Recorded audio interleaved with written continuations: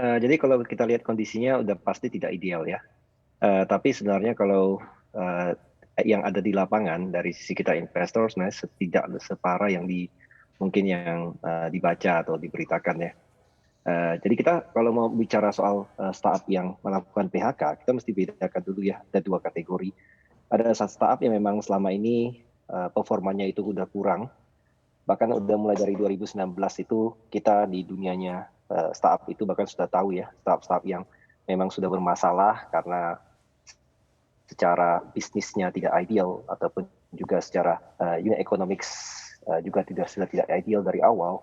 Ya memang sudah banyak yang sudah semestinya itu kalau kita bilang tuh layoff dari 2020 ya, tapi dipertahankan oleh existing investor sehingga timingnya itu pas di 2021 ya, dan pada masa di mana posisi sekarang itu startup itu diharuskan punya unit economics yang lebih baik ya, artinya secara revenue, secara profitabilitas itu memang hampir seluruh startup sekarang sedang memperhatikan ke posisi ini ya. Nah, Oke. startup yang memang sudah susah ini yang dari 2019 inilah yang banyak yang layoff dan shutdown.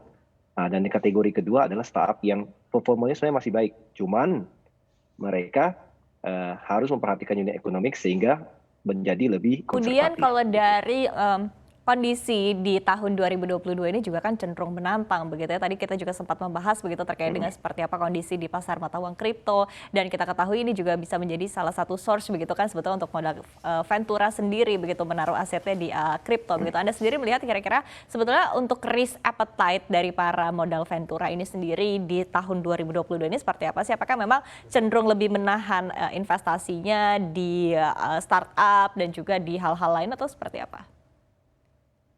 Ya, karena kita Indogen juga kita punya Web3 Fund ya. Jadi Web3 Fund itu artinya yang di spesialisasi adalah di aset yang di kripto ataupun juga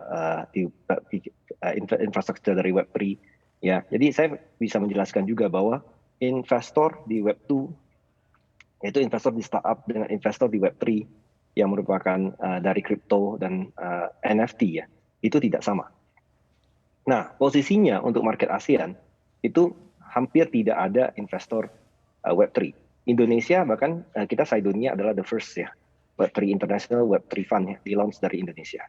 Jadi posisi uh, ke, ketergantungan ataupun koneksi antara apa yang terjadi di crypto market itu tidak akan terpengaruh di startup sebenarnya. Ya, untuk market US sendiri juga rata-rata investor di Web2 dengan Web3 itu juga terpisah. Nah, dalam posisi ini makanya saya rasa walaupun ya tidak ideal ya, artinya kalau sentimen positif itu bagus di mana-mana namanya investasi ya pasti lebih bagus kan. Tapi kalau sekarang posisinya di mana Fed menaikkan suku bunga terus-menerus dan juga masih ada war ya, itu ya memang sekarang situasinya tidak ideal.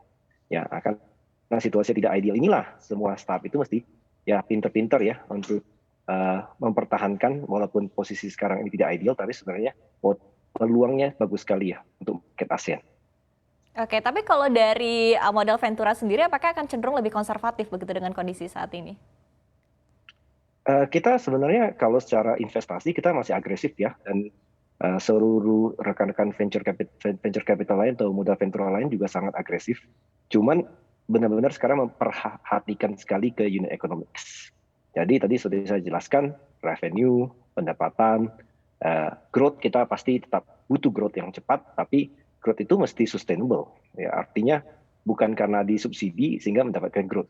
Ya, kita melihat bahwa growth yang sustainable itulah sekarang yang rata-rata dari perusahaan modal Ventura itu dicari ya, karena bagaimanapun dari startup sendiri sebenarnya merupakan solusi untuk mempermudah hidup kita ya di masa depan ya. Kita juga sudah merasakan banyak manfaatnya ya dari rekan-rekan startup yang sudah menyediakan banyak sekali kemudahan untuk masyarakat di seluruh dunia. Nah, inilah yang sebenarnya harus pinter-pinter ya dilihat. Sebenarnya industri banyak sekali yang sekarang masih sangat bullish seperti agritech ya, itu sangat bullish sekali karena kekurangan tadi food supply ya. Tapi tentu saja ada industri yang kena impact. Nah, industri yang kena impact ini yang mesti pinter-pinter untuk mencari spin off, pivot ataupun juga area perkembangan yang baru supaya bisa tetap sustainable.